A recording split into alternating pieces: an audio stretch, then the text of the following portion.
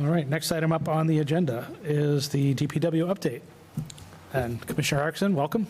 All right, We haven't thank you. seen you on the Public Works Subcommittee we haven't had one since October. I know, it seems like we've gotten a snowstorm the past 2 Yeah, meeting the last days. 2 months have been hard for you and the guys. I'm glad we don't have any snow for this meeting. Right. Well, for the rest of the season, right? Yeah, hopefully for the rest of the season. The last year, I think we got a storm on April 1st, so hopefully we don't see that again. Yes, let's not.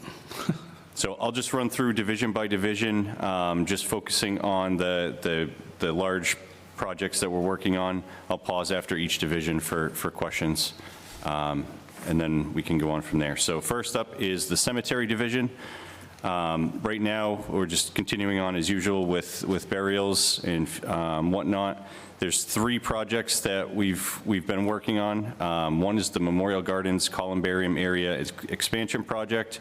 This is just about complete. There's some landscaping that's left to do around the columbarium unit that we just installed last year. We've actually worked with Monty Tech, who's agreed to come in and help us do a brick walkway around that at some point this summer.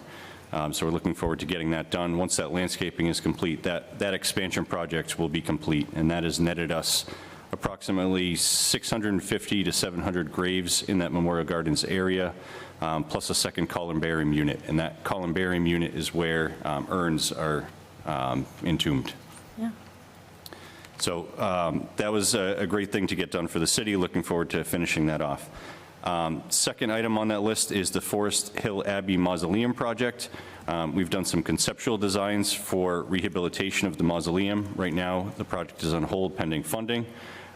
Councillor Cragen has been working with the Friends of Forest Hill Cemetery, the Friends of Fitchburg Cemetery, excuse me, on fundraising for that effort. So we're hoping to continue with that. If we reach our goal of just over $1 million, that'll get us the exterior building envelope rehab that we're looking to accomplish at a minimum. And then we're also continuing work on the Forest Hill Cemetery expansion project. Right now, we've got a tract of land that's been set aside for an expansion across Electric Ave from the existing Forest Hill Cemetery. The issue with that parcel is the topography and the presence of a brook that runs through the western edge of the property.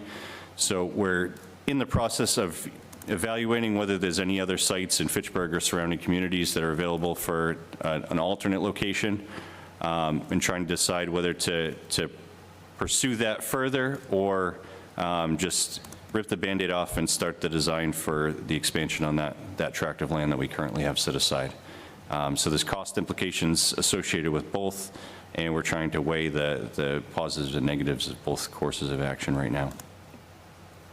Any questions on cemetery? I got a question. Oh, go ahead. Give it to Bernie first. Councilor Schultz? Just wondering, are there any grants that we can get for the cemetery expansion? Have you applied for any? We've looked. There aren't any grants specific to that. We've looked at potential alternate funding sources like federal or state earmarks. It doesn't seem like anyone really wants to endorse this type of a project. Councilor Cruz actually had a decent suggestion, and you want to expand on that? It was help me out. It's some sort of funding that the city could adopt. I think it's the. Yeah, I think it's, thank you, Commissioner Erickson. I think it's, off the top of my head, the Community Preservation Act. That's what it is, Community Preservation Act. Yeah, we can become a designated Community Preservation Act community. I don't know off the top of my head how many communities in Massachusetts are currently doing it, but essentially it just creates a pot of funding that would be used for a project like this. But like anything else, it's it's additional tax, additional property tax. So that it is what it is, but that's available to us if we'd like to pursue it. I think it comes down to a ballot question. Thank you. I yield the floor. Councilor Schultz, did you have anything further? No, but I was going to mention that we were at the South Street Cemetery today, and there's going to be an event June 20th and 21st, Councilor Cragen? Yeah, I can go At the into South detail on Street that. Cemetery, so we're looking forward to that.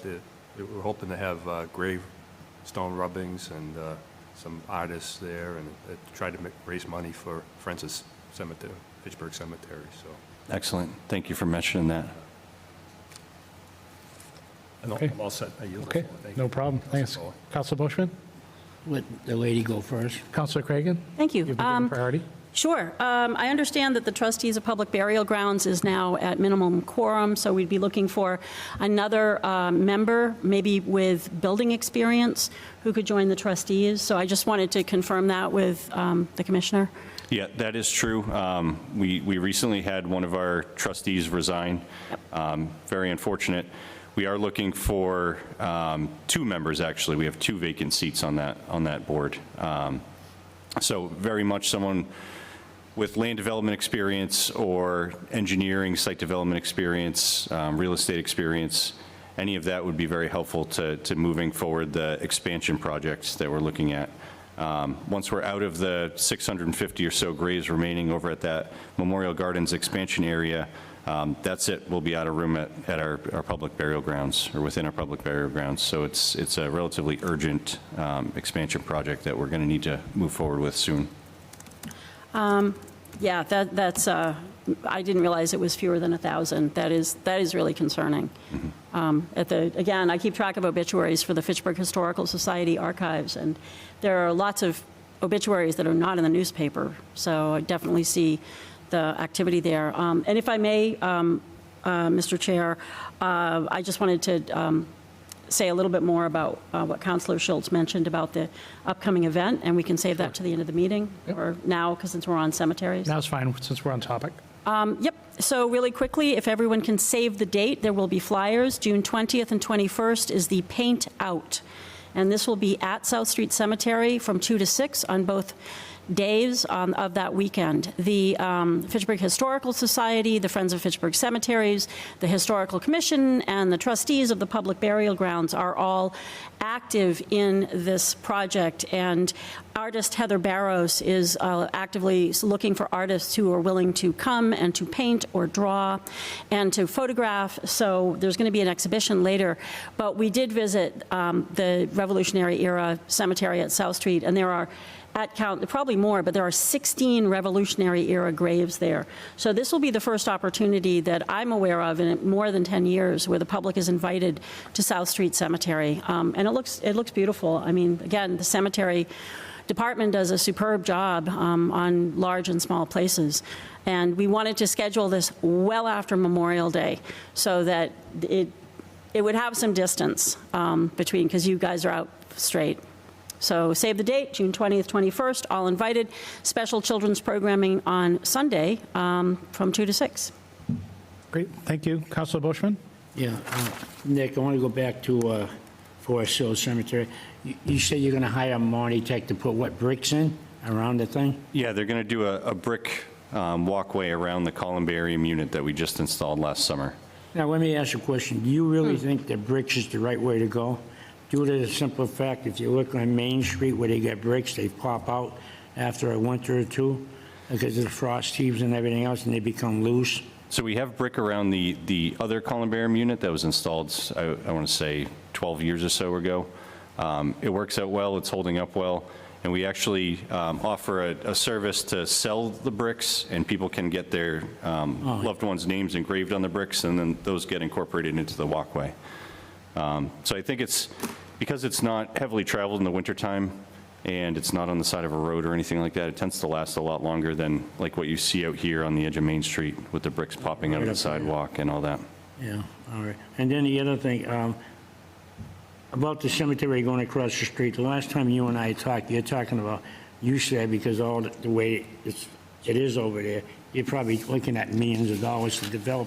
Right. I noticed that, if I'm not mistaken, but I don't really follow the cemeteries that much, so I'm not going to try to say I know. I don't know. But I do know in Worcester they ran out of places, and they started to build like houses, you know, and they put the bodies inside that, like a thing like that, and that's how they do it, because I think my great aunt's in one of those, and my Uncle Joe. So, yeah, is the city looking at that too? Possibly? We haven't evaluated that, so I assume you're talking about like a mausoleum. Yeah. Similar to what we Not a have currently fancy on the one, it's site. just that place where they go. I think St. Joseph's got one for Mr. Kutcher. I think they're up there. You'll see a big one there for Mr. Kutcher, right? You've seen it? Yeah. And his daughter and that? I mean, I could see that potentially being an option, but I don't know that the cost benefit would really be there. It'd be more expensive to build a building than it would be to develop a cemetery, which is mostly just, site work and grading Oh, and my goodness. drainage and retaining walls and whatnot. But certainly, as we get further into the design, we could evaluate that possibility, see if there's any cost savings we could realize by putting in a new mausoleum instead of, or in addition to expanding some of the burial ground area. All right, I yield the floor. That's it. Thank you, Nick. I yield the floor. Thank you. Councilor Cruz? Thank you, Mr. Chair. Yeah, just Commissioner Erickson, you threw me on the cuff there, so I had to look up my notes for the Forest Hill Cemetery and the potential for Fitchburg to take a Community Preservation Act. So just for the viewing public and for the council, some of my notes, this is a ballot initiative, that's correct.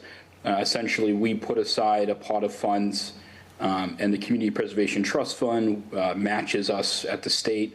And for exemptions, we can exempt the first $100,000 of property value, low-income households. This is not anything that I'm endorsing or anything like that. It's just we've had these discussions in the past, and it is an option we can take. It's also available for affordable housing and things like that. But I think we would need to, bring in Superintendent Poirier and the trustees to have a larger conversation about this possibility. But just wanted to clarify. Thank you, Mr. Chair. I yield the floor. Yeah, Okay. thank you for that, Councilor Cruz. I didn't mean to put you on the spot there. I just know we talked about it during one of our trustee meetings, and I didn't want to let that go without giving you some credit there for that idea. That's quite all right. You're very good off the cuff, so I appreciate the opportunity to do the same. Thank you, Commissioner. Okay. All right, I'll move on to the engineering division. So just going through the list of daily things that they're typically responsible for. I won't get into all the details about each of these items because there's many, but on a given day, we're working on Conservation Commission and Planning Board reviews. We've got a new civil engineer on board that is now attending all of our Conservation Commission meetings and Planning Board meetings.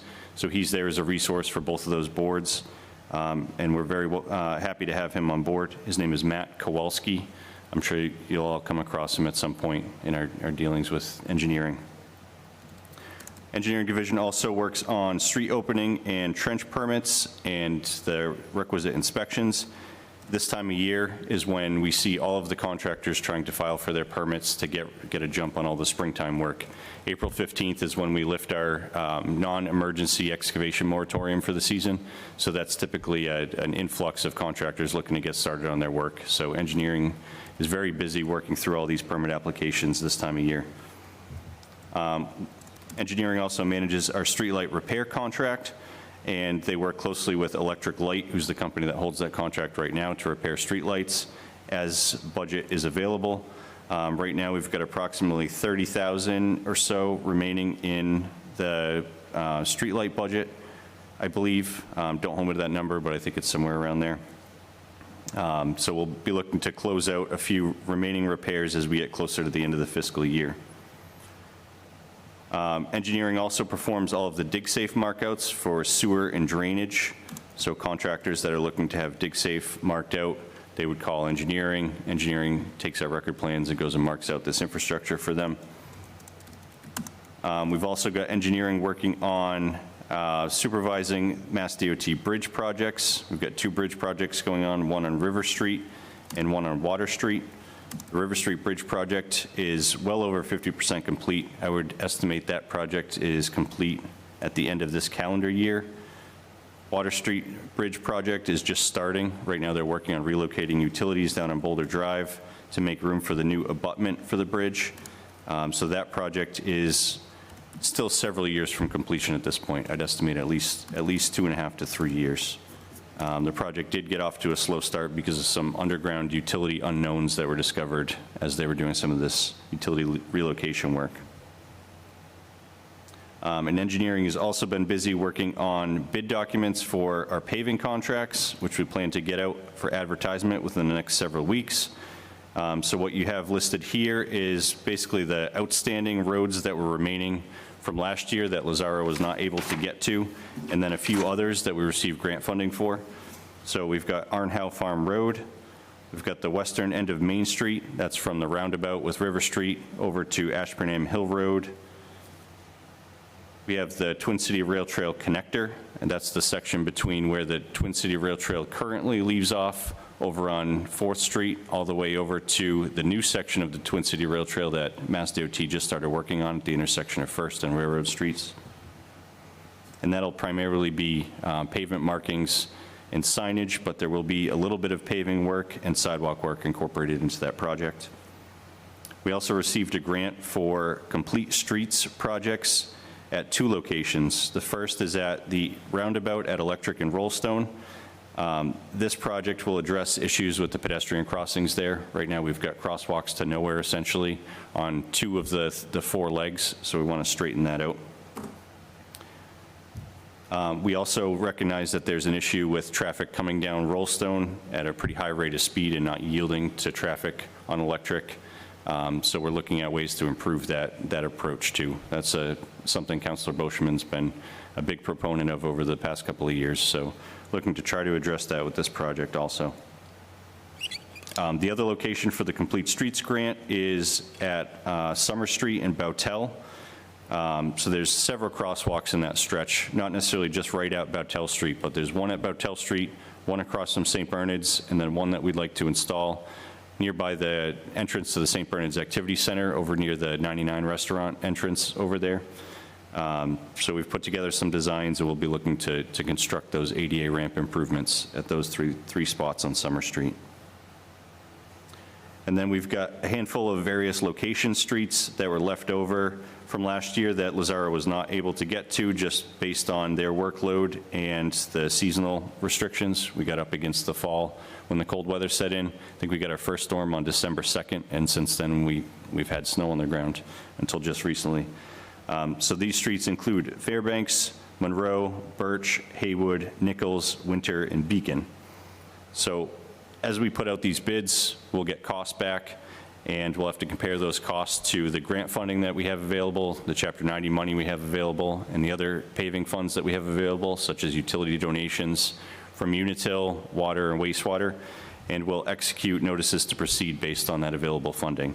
This list of various locations is where projects could potentially get cut depending on available funding. The other projects are essentially guaranteed because we have the funding in place, and we're looking to most certainly get those done.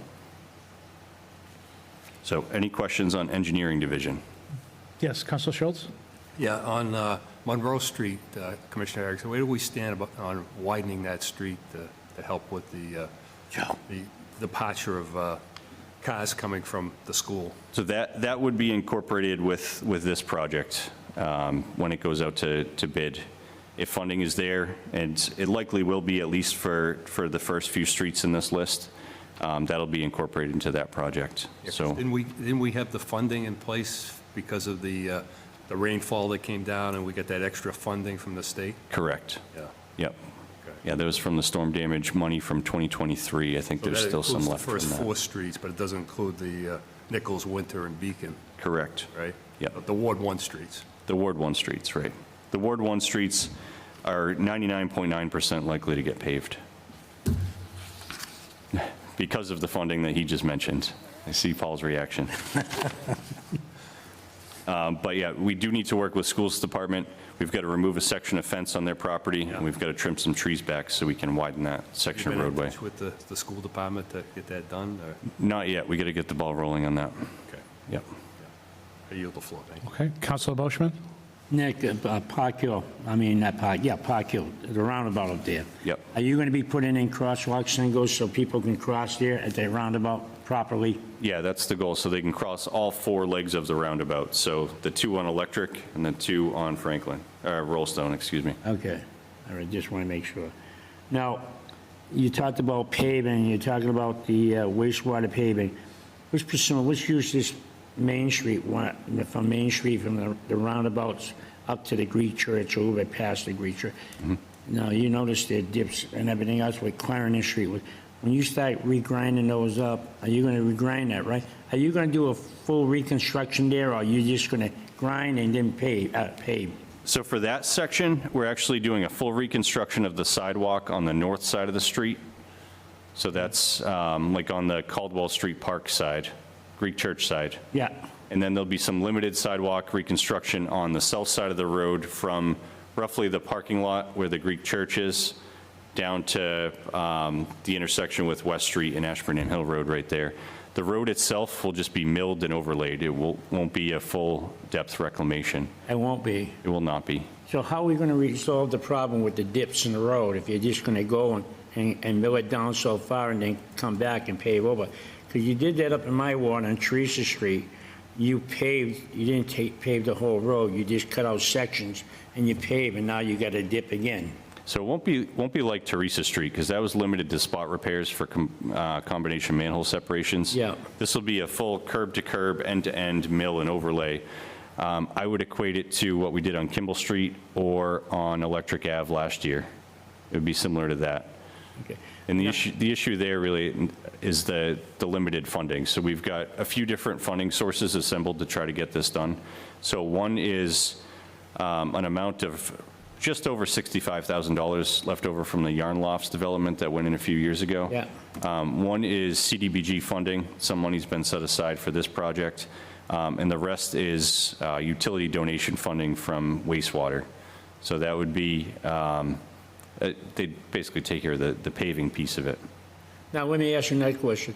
We already know that those wonderful things that we put in for the kids, I guess, for the future, the water's supposed to go in, and it's supposed to dissolve in, you're supposed to stop debris from going in, but we find it nothing but weeds and everything else. Are you going to be taking that one out in front of those apartment houses so people can park their cars properly? I'm not 100% sure that we're going to take that out. I think we're going to rehab it so that it actually works and that plants grow there. But there's also a fire hydrant right there, so even if we were to take that out, we'd have to relocate the fire hydrant, which we're not going to do. So I think that's going to stay in. The ones diagonally across the street in front of the self-storage place, Yeah. those are working as intended. The water's getting in there and it's perking into the ground and doing what it's supposed to be. What we need to focus on is doing a better job of maintaining them. So pulling the weeds, making sure the plants get established and that they grow and they don't get covered by weeds and all that. Yeah, well, if we get the manpower. If we have the manpower, that's. Right. If you don't have the manpower, they look like hell. Sorry about my French, but they look terrible. Yeah. All right. You point on, like I noticed when I drive up there quite a bit in the wintertime, there's a natural spring that comes through the guy's yard from the bank and from, what's that, Goodrich Street up there? Through the wall and down. And that's where, in front of the other multifamily house, the last one on your right, the white one. Are you planning on putting anything there so you can catch water? I'm not sure exactly what you're talking about. On West Main Street? Yeah, on West Main Street, not where you got the first one, but there's a little further up the road. There's constantly water there coming out of, because of the wall, a natural spring lake in the winter. I don't know. We'll have to go visit that. Make You sure can we see take it when, care of I it. think it was pointed out to you one time on the map. You can see it in the summer. It's always wet in one area. I mean, we've got an underground culvert that runs down parallel to Chestnut Street there. I'm Yeah. not sure if that's the same one that you're talking about. No, it's not that one. It's further up. A little Headed further towards up. the Greek Church, just before, right across the street, almost right across the street from the storage shed place. Okay. It's a little bit further up. So is the water coming off of private property? Yeah, but it's coming from the bank and from Goodrich Street underneath and down. Okay, I'll have to check it out. You mean Goddard Street? Yeah, Goddard Street, Okay. sorry. Yeah, I'll have to, I don't know all the names up there. I'll have to look at it. If it's coming from private property, it should be the private property owner that takes care of it. All right. All right. You have the floor, sorry about that. That's okay. Well said. Councilor Cruz? Thank you, Mr. Chair. Commissioner Erickson, thanks for the updates. It's good to hear about Summer and Battelle. That's always a problem area for us. Just a quick update, if you don't mind, since we're talking about paving. Can you tell us where we are with this pavement management program? Because we've been talking about it for years. The Finance Committee approved, I think it was like a $50,000 grant way back in '24 for this pavement management plan or program that we've been hearing about. Can you update us on the status of that project, or have we begun it, or are we still business as usual? Yeah, we have begun that project. We put out an RFP last fall to hire a consultant to undertake that project for us. I think there were a lot of proposals that we received. I want to say 12. Don't hold me to that number, but there were quite a few to go through. We ended up picking 4 or 5 to interview. We selected the top choice. The company is Beta, and I think they've done the pavement management plans for most of the municipalities across Massachusetts, at least more than half. So they've got a lot of experience with it. They're working on the project right now. The last conversation we had with them, engineering provided them with some data that they requested. That was an output from our street scan, road scannings online portal that we have. And I think the next step is to coordinate a date to review their preliminary draft of the pavement management plan itself. I don't think we have a date on the books yet, but as soon as we do, I can share that update with this committee. Yeah, I think that would be great. We've been hearing about this for a couple years now, at least more than 2 years, duration of the administration. So just sort of wondering where that plan is at and why we're not implemented. And I understand that we probably did have a lot of bids, but curious. In the past, it's been said that we've relied on outdated and inconsistent methods to address our roads. Are we still relying on those methods without this plan? Have we updated anything at all about the way we do business in the last couple of years, or are we still just doing what we've always done? So we have a rolling 5-year plan that we develop based on our pavement condition index scores, and that's the data that we get from Street Scan. Street Scan it's basically a vehicle equipped with a bunch of sensors that drives the roads, and they use a fancy algorithm to assign a pavement condition index score to each street.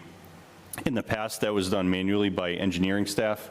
So they'd have to drive every street in the city and fill out these grading forms that were 3 to 4 pages in length and manually assign that PCI score. So the street scan process simplified that and cut that number of man hours required to complete that task down by many, many, many hours.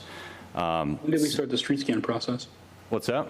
When did we start the street scan process?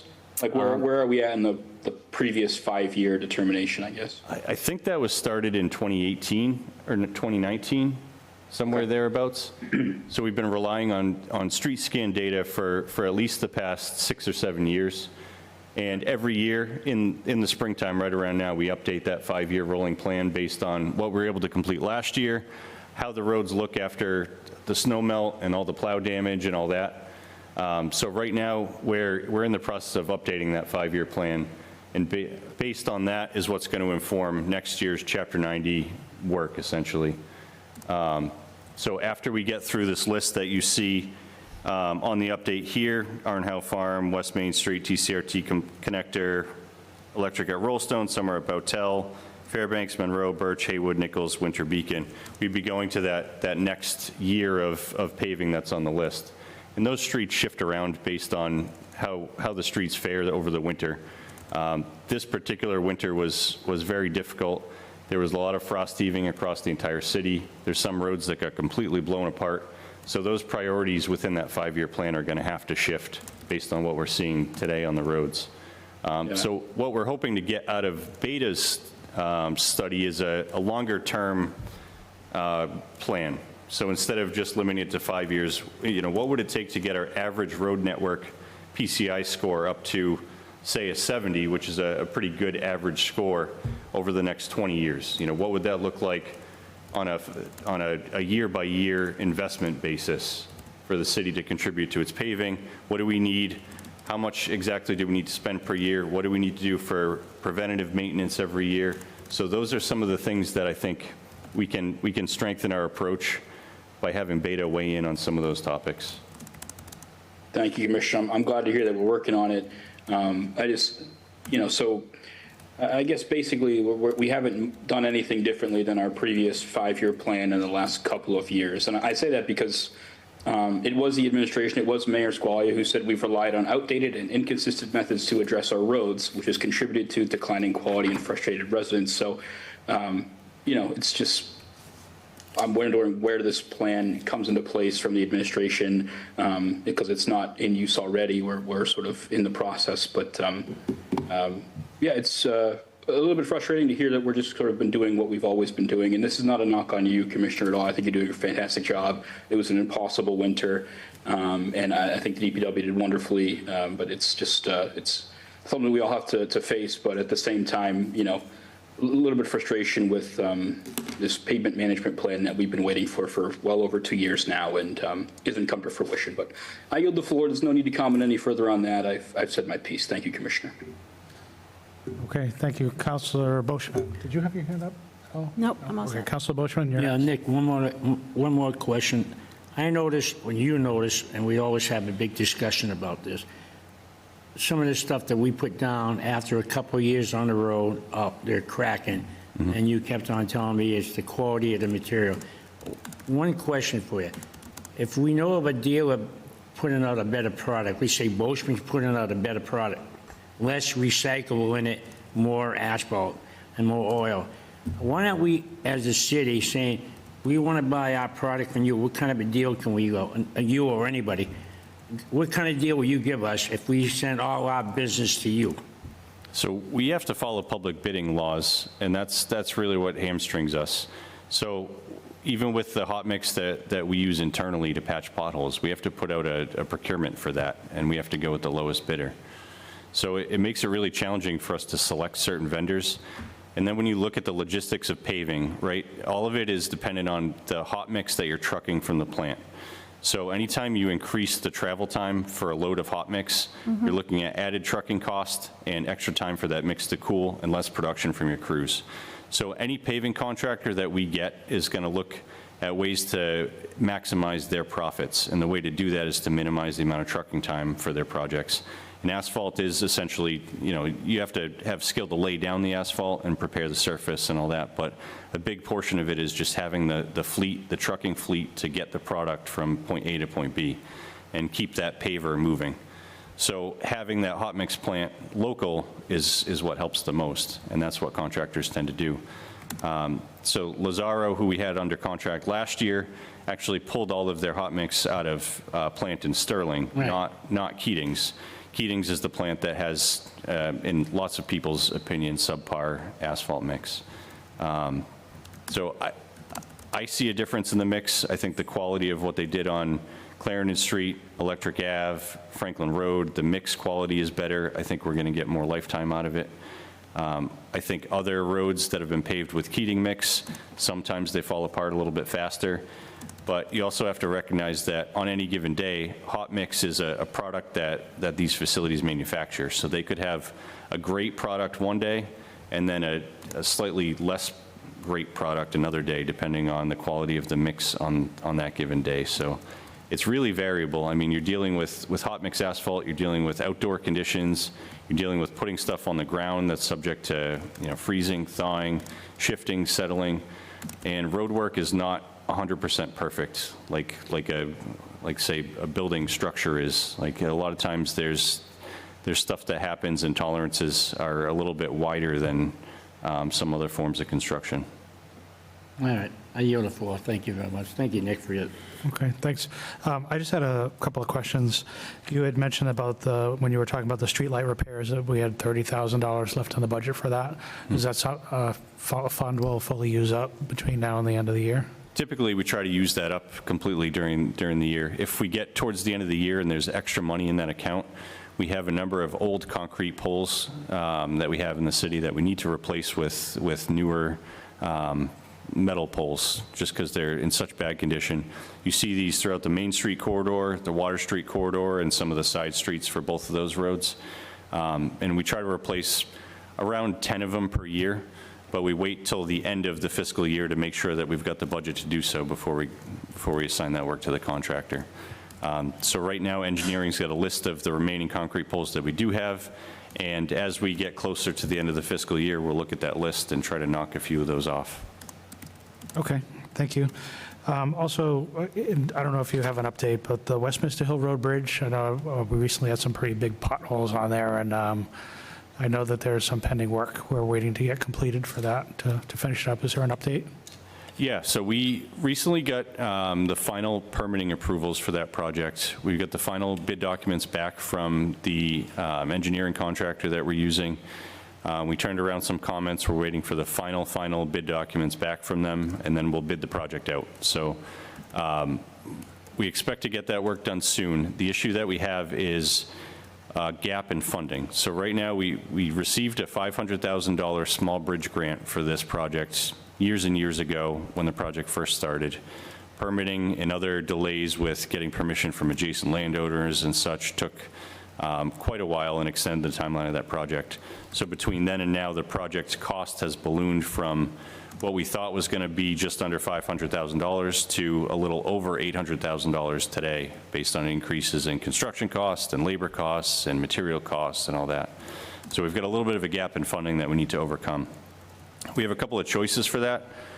We can use Chapter 90 money for it, but obviously that means less paving elsewhere in the city.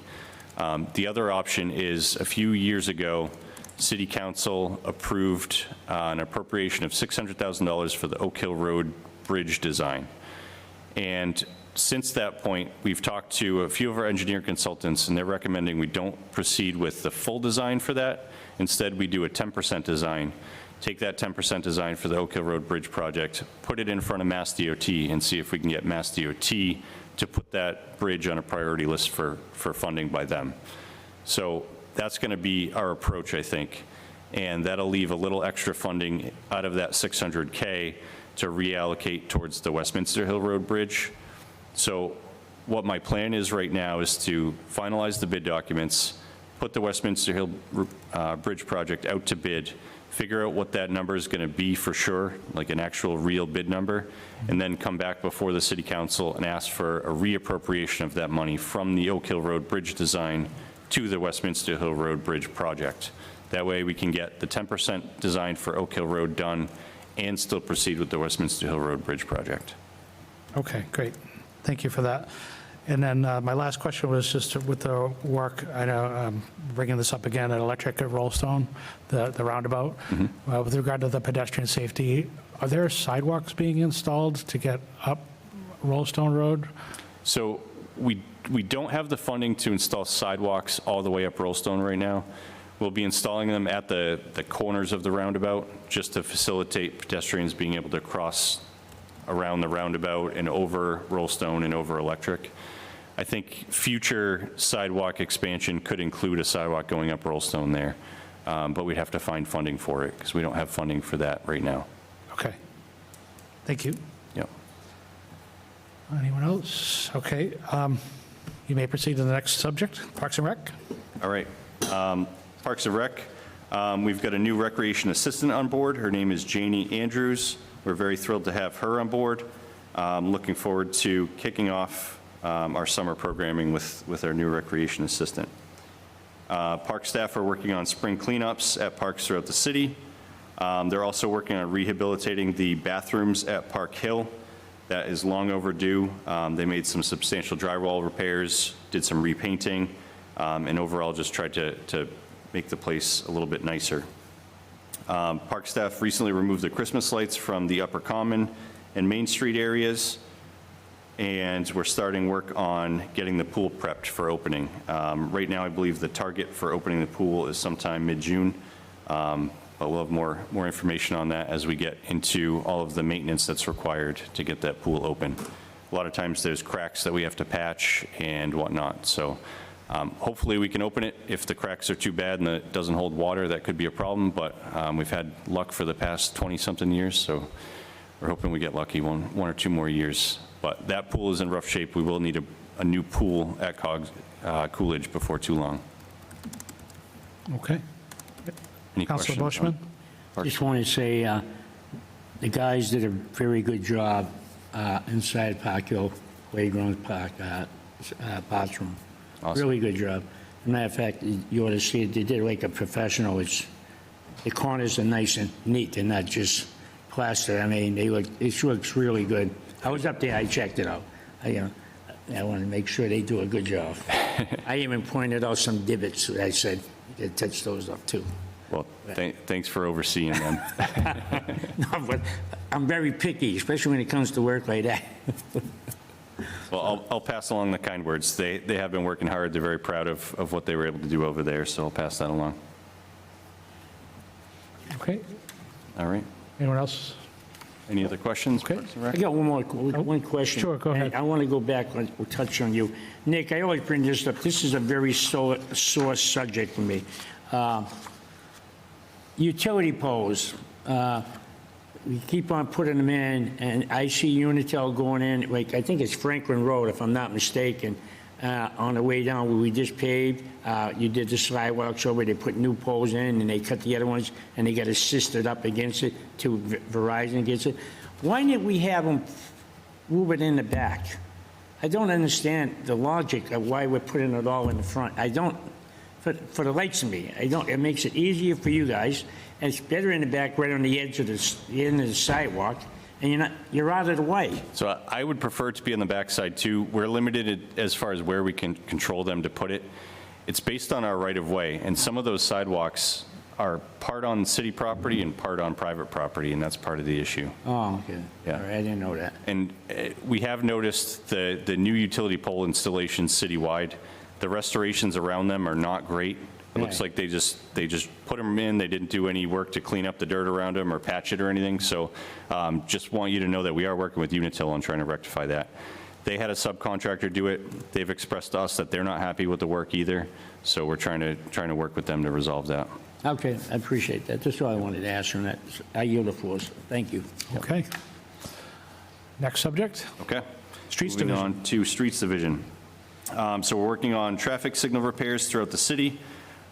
We've got a set of detection loops over at the intersection of South and Winoosknock Road that got torn up by the plows, so you probably noticed that signal has not been operating correctly. It's in just a regular timed rotation mode. So we're looking to install cameras there so that we can basically eliminate the need for those loops built into the ground and won't have issues with plows in the future. We're also looking to update the detection at Summer and Harvard Street. The loops there don't appear to be functioning either. Same deal, we'd add a camera system there for detection. We also need to upgrade the detection at Water and Citrino Boulevard. Same thing there, there's loops in the ground, they're not working very well. We'd like to upgrade to a more modern camera setup. All those signals are 15, 20 years old at least. And the new standard is to use cameras for video detection. So that's the goal for those three intersections. And then we've been dealing with outages and issues kind of constantly throughout the year. A lot of our traffic signals are aging. A lot of the conduits underground are old and filled with water. They cause shorts. We have bulbs that burn out. We have mast arms that are in rough condition. We have signal heads that there's like a clamping mechanism that holds them in place. Sometimes those loosen up, so you see them kind of turned at an angle sometimes, especially with the high winds that we've had lately. Specifically, there's issues at Main and Academy and over at the intersection of Water and Laurel. Those signals there are very old. Same deal, the clamping mechanisms keep loosening up on us. So every time that happens, we've got to call in our signal contractor, and they come in and they go up there and try to Mickey Mouse stuff back together as best as possible. But some of these signals are 30 plus years old, and just there's not much more we can do with them until we replace them. So we're looking at different sources of funds for grants and whatnot that could fund replacements. We recently had Senator Trahan's office reach out to us for federal earmarks. So we asked them for funding to install a light at Lunenburg Street and Bowtell Street. So that's another area that might receive a traffic signal upgrade at some point, probably not for a few years, but so those are some of the things that we're looking at with traffic signals. We're working on pothole patching throughout the city. Like we've talked about, this winter was absolutely brutal between all the potholes that have formed and freeze-thaw cycles that have blown apart roads, trying to patch things back together as much as we can. Right now, we're still pulling hot mix out of Drake-It, so we're only able to do a load or two a day. As soon as the hot mix plant nearby opens, it should be able to increase our production capacity there. We're working on sidewalk repairs also. Winter was not kind to sidewalks either. There were a lot of areas that heaved and buckled and broke. In fact, I think there's at least one sidewalk repair on our agenda for later this evening. Same deal with curbing and berm repairs. We've had plow damage that's been reported throughout the city, and we're trying to work through that list and at least clean up the damage as much as possible now. We won't be able to get berm mix from the hot mix plants probably for another few weeks at least. Once we are able to do that, we'll schedule a round of berm repairs.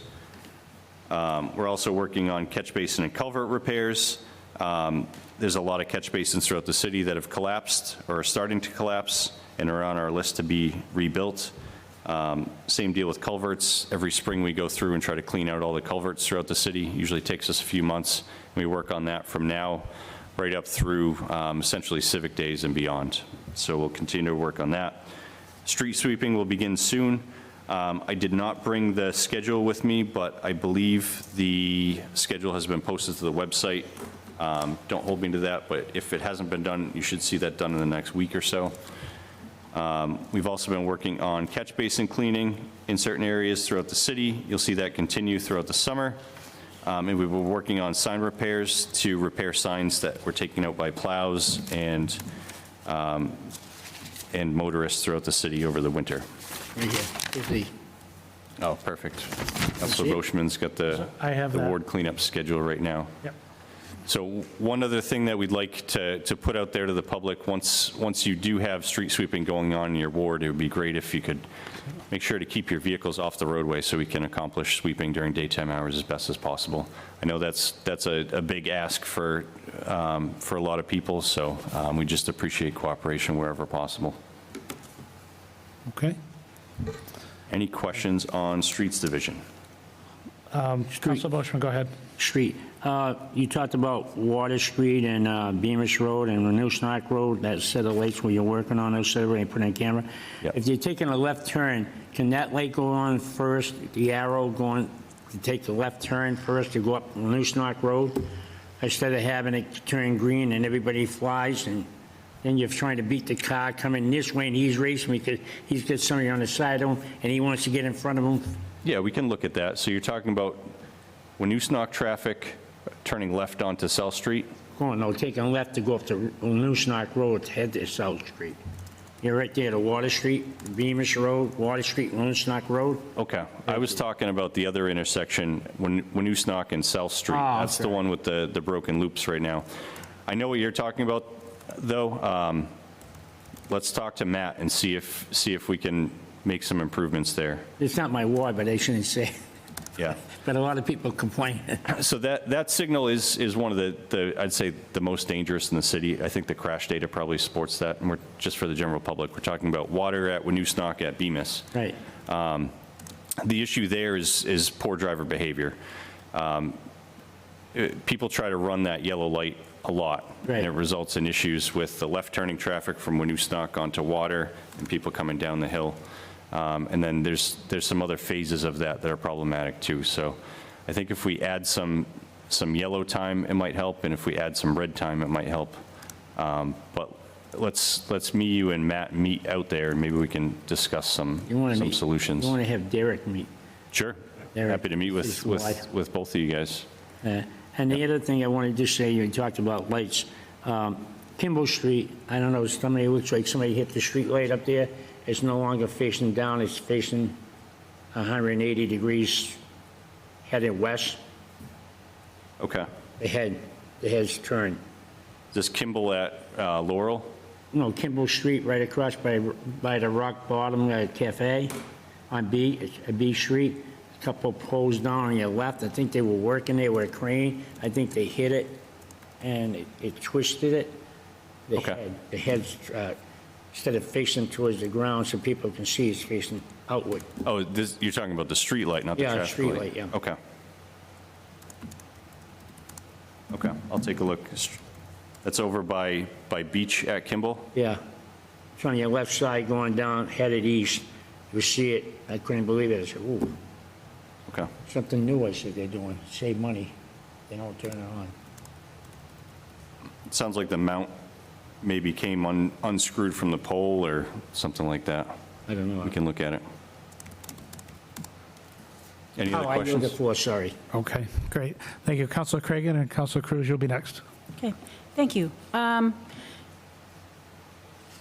My question has to do with equipment. I know that I know that Public Works is, has equipment for a very long time, has vehicles with a high mileage and that need, that need the maintenance. And how are you on that? How are you doing with both the winter vehicles and equipment that was used, as well as the, like the lawn and grounds maintenance equipment that will be used for the upcoming warm weather season? So I would say, we'll start with the snow and ice vehicles. What we desperately need right now are combo trucks, six-wheeler combo trucks.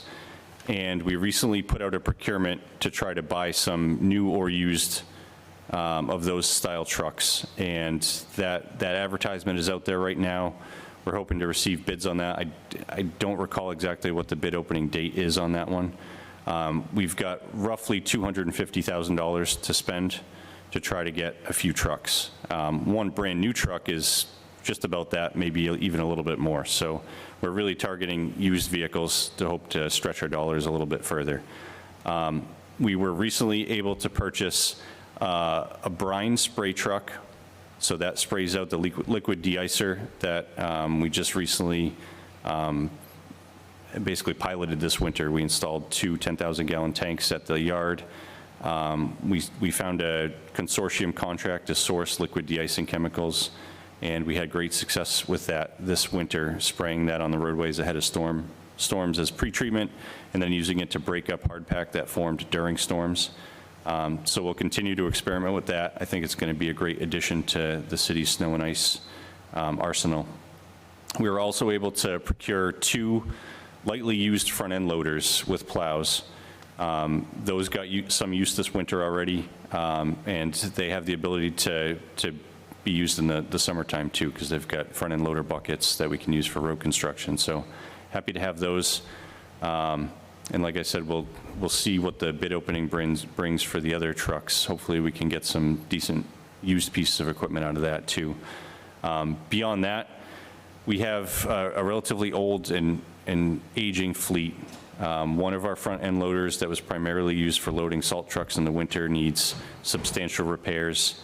The grader that we have that's used to maintain dirt roads, that needs substantial repairs. One of the hydraulic motors went on that, I believe. That's probably in the neighborhood of $12,000 to $15,000 for a repair, so not cheap. Yeah. One of the other issues that we're going to struggle with coming up is our brush cutting equipment. So we have what they call a trackless unit. We actually have two of them. Both of them are fairly old. The newest one is a 2014 or 2012, one of those two. But that's what we use in the wintertime to plow sidewalks or snow blow sidewalks. In the summertime, we use it to cut brush. It's got a mulching head attachment that we use. Both of those they get run year round, and they're starting to show their age. One recently required a pretty extensive repair and was down for about a month and a half during winter, which is not ideal. The mowing attachment, the brush cutter attachment that we have is old and sees almost daily use throughout the summer, needs to be replaced. So a new one of those units is very expensive, including the attachments. We're talking like $350,000. So that's a big ticket item that we're going to need to figure out this summer so that we can cut brush before it becomes too much of an issue. Beyond that, we just took delivery of a new F550. That's our second F550 that we've added to the fleet over the past couple of years. A couple of years ago, we added another 1 ton. So we're in decent shape when it comes to 1 tons and F550s for the streets division. But we do need some of those bigger 6-wheel trucks for winter time. On the park side, we're hopefully getting through that same procurement for the 6-wheel trucks. Maybe a 1-ton truck for them. We'll see what people put in their bids.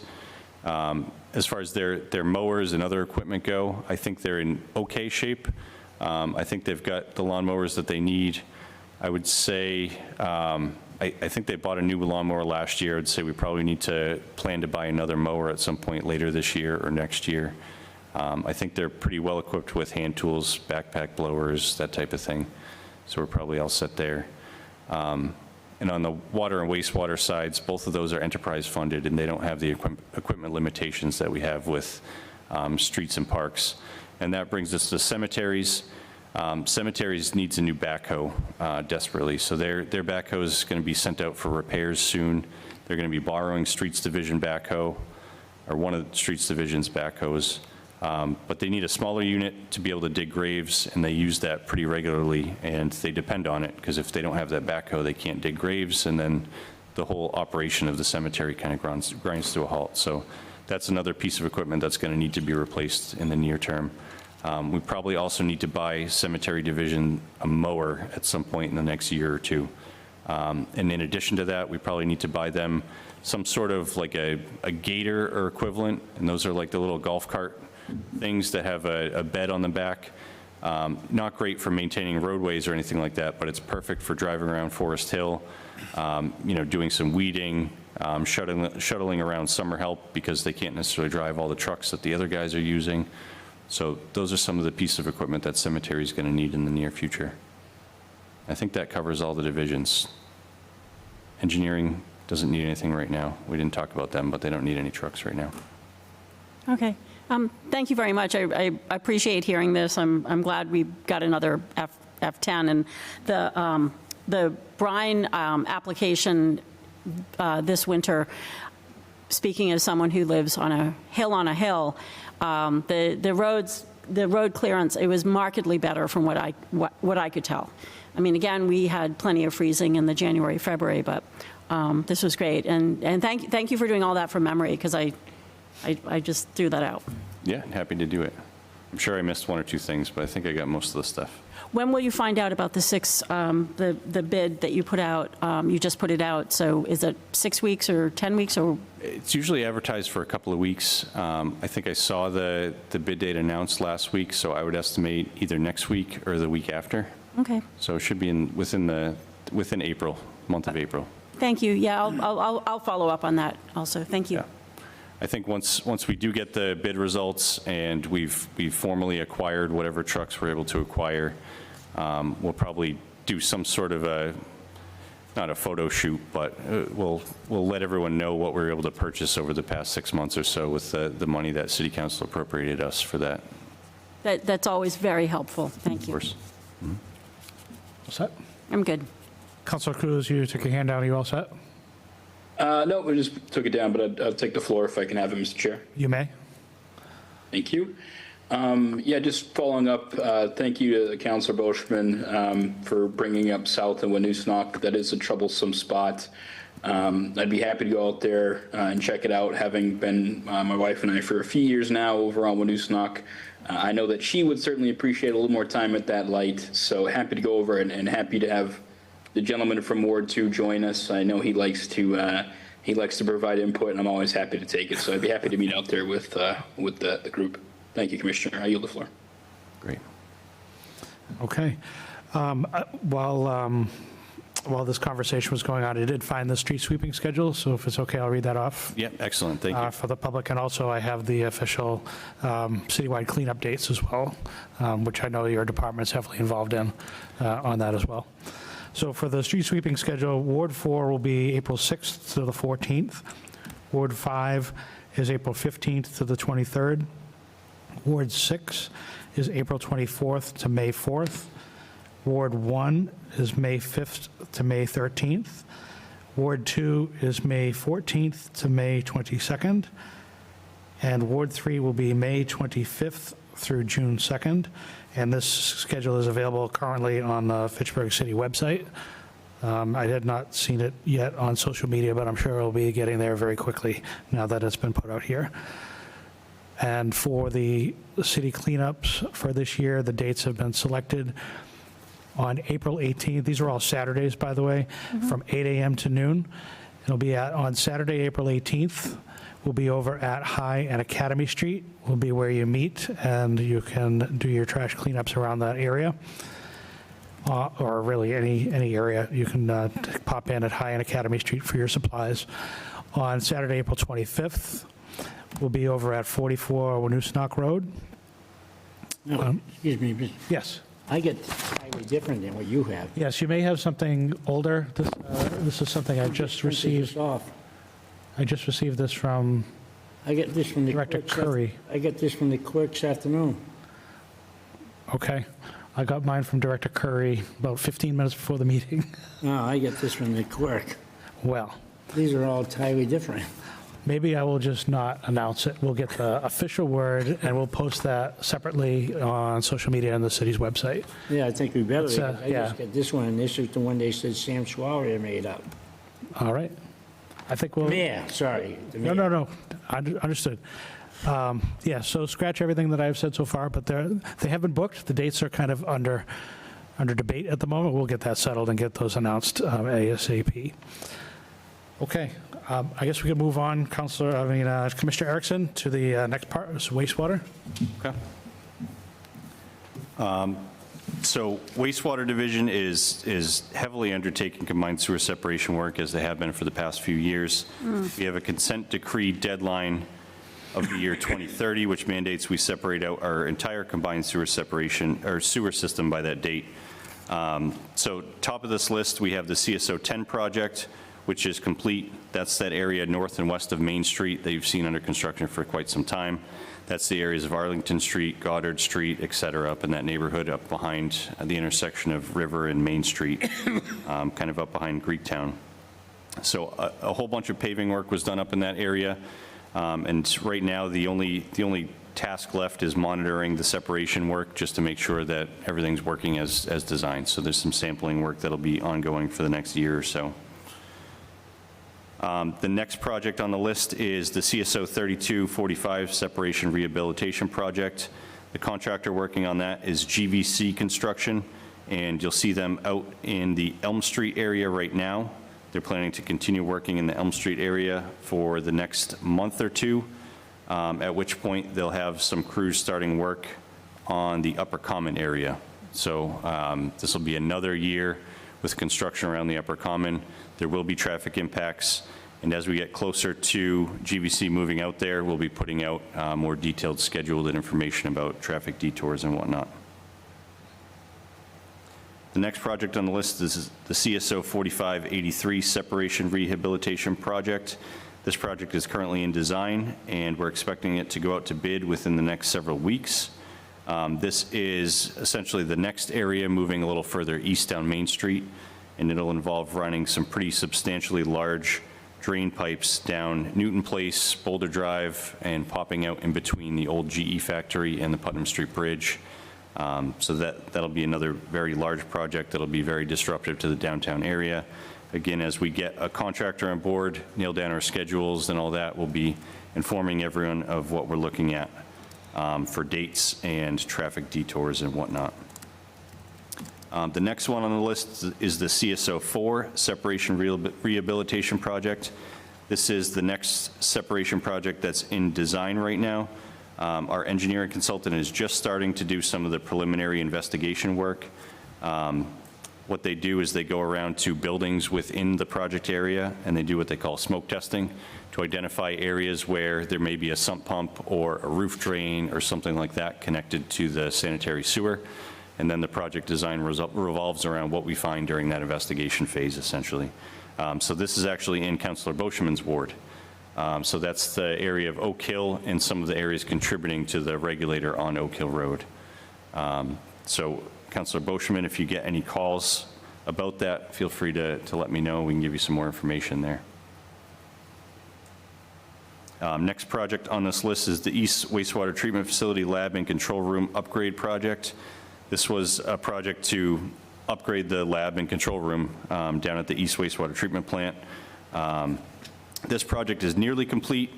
It finished way past schedule. We had some issues with the design and issues with the contractor that we're trying to sort through.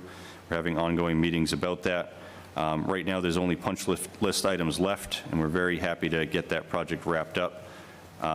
I don't know if any of you have been to the East Wastewater Treatment Facility lately, but the project did turn out very well. Despite the delays, the contractor did do a quality job, and it's a very nice-looking facility. It looks less like it was built in the 70s now. It looks more modern. There used to be this huge control panel that looked like something out of Star Trek. That's no longer there because technology's just changed over the years. Everything's smaller and more compact. So we're very happy to get that project done. And hopefully we resolve the issues with the contractor and just move on with other projects down there.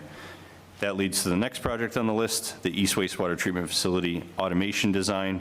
So right now we are mandated to staff that facility 24/7, 365. What we're looking to do is automate some of the process so that we staff it during the day, but we don't have to have an overnight shift, similar to what we do with the water treatment plants. That all depends on DEP approval. So right now we're going through with the design based on a conceptual design that was approved by DEP. Once we finish that design, we'll submit it to the state for their approval, and then we'll need to basically allocate construction funding and go ahead with the construction of that project. So it's still probably another year or two at least from completion, but we're looking forward to getting that done. That'll reduce the overall staffing burden down at the plant. And one of the issues that we've been having is finding senior operators, and it's those senior operators that are required to staff the overnight shifts. So if we're able to automate the process, it resolves the issue of not being able to find senior operators down at the plant. And the last project on this list is the West Wastewater Treatment Plant Anaerobic Digester Facility Project. You city councilors probably recall a presentation a year or two ago by Rollstone Renewables. It was a company that we had procured through a competitive RFP process to design, build, operate, and finance an anaerobic digester at the West Wastewater Treatment Facility. That group has since lost their funding. They weren't able to come through, so we had to rescind our notice of award for that project. And right now we're working on putting out another competitive procurement to try to get some sort of project going there. We've had a number of groups reach out and express interest in anaerobic digestion and some other types of treatment and renewable energy projects there. So we're hoping that we can still move forward with some sort of project there that allows us to take the residuals from our East Wastewater Treatment Facility and dispose of them there instead of sending them up to the landfill. And the goal would be to get that project off the ground, completed, and fully operational before the landfill closes. And I think the date on that right now is 2034, if I'm not mistaken.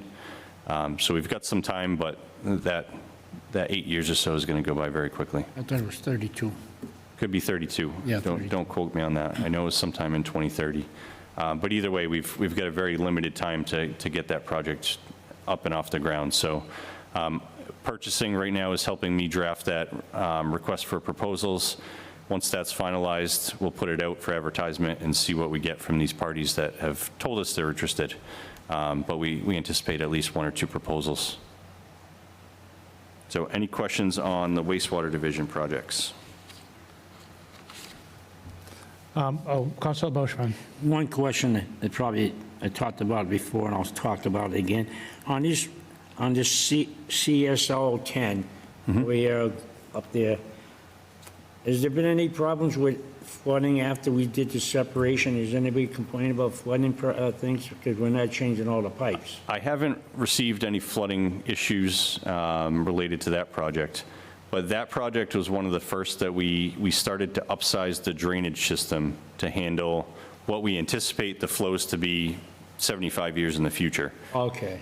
So we shouldn't run into drainage issues with that project. If you do hear of any, please let me know, because then we need to have our engineers look at what's going on, because there shouldn't be any drainage issues from that project onward. Any of the projects on this list should not have issues with drainage Okay. after they're done. That's all I want to make sure. Yeah. Thanks. Thank you. I yield the floor, sir. Very good. I just wanted to follow up question on the West plant and the plans, just to make sure that I'm clear on this. So there was a plan that was, we had given an awarded it to, it fell through, so there's technically nothing planned at the moment, and we're putting it out for bid for a new plan of some kind. We don't know exactly what will be proposed. Correct. Could be the same could be the same proposal as before, as another organization provided, the anaerobic digester, but it could also be for something else, is that right? Yes, we want to keep it to some sort of renewable energy project that allows us to handle the residuals from our East Wastewater Treatment Facility. But there's a couple of different methodologies that have been expressed as possibilities for the site. Anaerobic digestion is one. Another is essentially it's using sludge residuals and using some sort of a dryer, and then using that dried material to fire a boiler, and using that boiler to produce electricity and sell that electricity back to the grid. So it's still a renewable energy project. It just accomplishes that in a different way than anaerobic digestion. So anaerobic digestion would produce a renewable natural gas that would then go back to the gas grid versus the electric grid. So based on the groups that we've had come to us and expressed interest, those are kind of the two separate types of projects that have been floated. And we'll have to see once we put out the RFP what actually gets put into writing. But the goal is to turn that site into some sort of a renewable energy project that helps us reduce costs to the wastewater division's treatment process by handling that sludge byproduct of treatment. Right now we take several dumpster loads of dried sludge up to the landfill daily. And it takes a lot of energy, effort, and labor to run the equipment that's used to dry that sludge out and put it into those containers. So if we could take that, instead of drying it out, send it up to the West plant as in liquid form and have that treated by some process, whether it's anaerobic digestion or the other process that I mentioned. I don't have a great name for that process, but if we could do that, that would save us substantially in operational costs down at the East plant. And then in addition to that, we'd be negotiating some sort of deal with whatever entity that goes in there to receive a portion of their tipping fees, basically their profits. Okay, and is it the same RFP that's being reissued, or is it being modified? It's being modified. The previous RFP was specific to anaerobic digestion, so we're taking a stab at taking a step back and opening it up to other processes. Okay, and related to that, I did have a follow-up question. Let me just try to refresh my memory on it. Within the language, is that language complete, or is it still in development? It's in draft form right now. Okay. So Are there stipulations in there covering protection from release of odors and Yes. such, which is a big bone of contention for the folks that live in that area, and actually within a couple of miles around it as well? Yeah, we definitely recognize the issues with odors, particularly from the former Grief paper mill that were over there. I haven't heard of any reports of odor issues since the Grief plant shut down. So I know agree. they consistently blamed the city for producing the odors, but it seems like the odors have gone away since they've ceased operations. So, I mean, unless we hear of any other odor reports, I think we can safely assume that they were the cause of the majority of the odors over there. Not to say that the wastewater plant there, which still pumps wastewater, doesn't produce any odors. I'm sure it still produces some. The landfill still produces some, and those odors can tend to drift towards town. But I think Grief was the main culprit there. But odors are an issue. We want to make sure whatever we allow to go in there isn't going to produce any odors. And the way that the RFP process works is it allows the city to basically grade and rank proposals in order of most advantageous to least advantageous. So if someone puts forth some sort of a process that is going to produce odors, the city would rank that as less advantageous, and we would move forward with an alternative process, essentially. So there's a mechanism in place to account for that and allow the city to select an option that doesn't produce any odors or minimizes traffic impact, et cetera, et cetera. Okay, great. Thank you. We can move on to Water Division. All right, last but not least, Water Division. So right now, the contractor for the Main Street water main replacement project has remobilized. They started work again last week. They're working on fusing together and installing the temporary bypass piping that's necessary to support water needs during the area of construction while the new water main is being installed. So they're working on that now. they'll probably be working for another couple of weeks, and that stretches essentially from roughly Pritchard Street all the way down through Moran Square. So that'll be the next area of work that they start their main replacements. Once they're done with the temporary bypass piping installation, they'll move into mainline replacements. In between those two phases, there'll be changeovers where the buildings are tied over from the current system to the temporary system. Then the contractor will come in and do their mainline replacements, and then they'll switch all the buildings back over from the temporary system onto the new system. So there will be limited water during some days for some residences and businesses along that stretch. Water shutdowns will be coordinated by the contractor and our engineering consultant, Weston and Sampson, at least 48 hours in advance, if not sooner. We always stress that sooner is better. But individual properties will be notified as the work progresses, and those shutdowns are scheduled. So that's the Main Street Water Main project. We're wrapping up a project up at Meeting House Gatehouse. Meeting House Reservoir is the terminal reservoir that feeds into the regional water treatment plant up in Westminster. That plant supplies approximately 75% of the water needs of the city.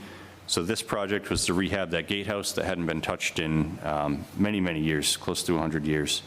So a new traveling screen was installed. Traveling screen is basically a large rotating screen that kind of goes like this, and it screens out debris that comes in through that intake, ice, fish, et cetera. Make sure that none of that gets down to the plant. It also rehabbed the actual structure, updated some of the controls in there, updated some of the heat in the building, architecturally renovated the structure, did a new parking lot, new emergency generator, new fencing, and some other requirements that DEP had on the list for us to do. So we're happy to get that project done. It was a relatively stressful project just because of the sensitive nature of having that gatehouse supply regional, and we essentially needed to keep it online for the duration of construction. So it was difficult to complete that work, but also keep it online at the same time. We're also working on replacement of water mains on Water Street as part of the Mass DOT bridge project. That'll be replacing the water mains in between the bridge over the Nashua River and the bridge over Boulder Drive, kind of over near Enterprise Rent-A-Car. Right now, the contractor working for Mass DOT does not have a finite schedule for that work. As soon as we do have a schedule, we'll let everyone know. We're anticipating it to be sometime this summer, though. The other project, which you might have heard about at the last City Council meeting, is the Mare Meadow and Bickford Pump Station Rehab Project. This is a project to rehab the pump station that serves the Mare Meadow and Bickford reservoirs that we have in Hubbardston. We had to come in front of City Council recently for an easement. We needed to grant Eversource an easement to do some electric work required to support this pump station rehab. But the easement went through. I said Eversource, I meant National Grid, excuse me. But the easement went through, National Grid scheduled the work, and our contractor subsequently mobilized to conduct their work. So we're hoping to get that project wrapped up within the next 2 months. We use those two reservoirs to pump into Meeting House Reservoir. It's some of the best water quality out of all the reservoirs that we have in the city. But we really only use them during really peak demands in the summertime, especially during drought periods. We pump into Meeting House, and then Meeting House feeds into the regional treatment plant. So we want to try to get that project done before peak demand season in the summertime so that we won't have any issues pumping from there into the Meeting House Reservoir. And then the last item on this list is capital upgrade planning study for both the water treatment plants that that the city owns, the regional plant in Westminster and the Falula water treatment plant on Ringe Road.